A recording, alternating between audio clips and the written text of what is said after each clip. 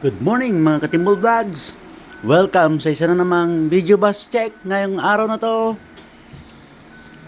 May 24, 2024, 7:21 in the morning, Friday here in Wellington, New Zealand. So come on na guys, check na natin yung gagamitin nating bus ngayon, which is si bus number 5706 with registration plate number NQY 742, which will expire on August 2, 2024. Gaya rin kahapon nung bus na na-assign sa atin bago birthday ko ang expiration. So come on, let's check it. Ang importante lang naman dito yung gulong tsaka adjusters niya kung nakatama ba.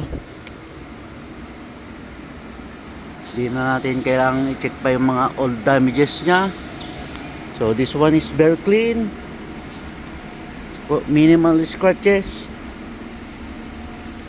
This one has no fenders on this side, and adjusters are all good. Tires are all well inflated, so all good.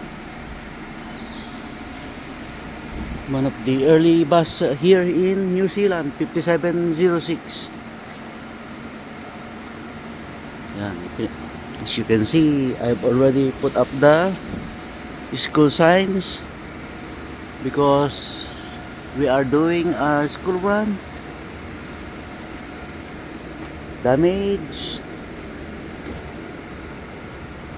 This one has defenders here. Adjusters.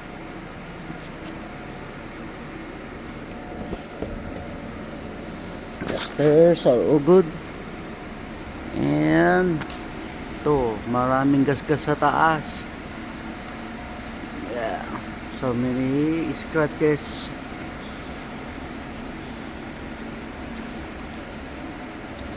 This all good. So far so good. It's all good. Okay, and it's time to check inside. Yun.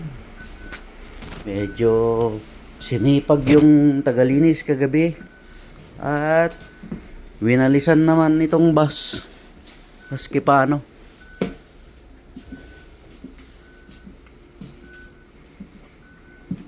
All good.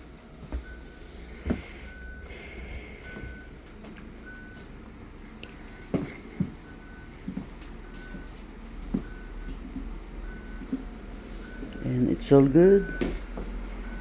Alright, so hanggang dito na lang po ulit. Until next video bus vlog. Paalam!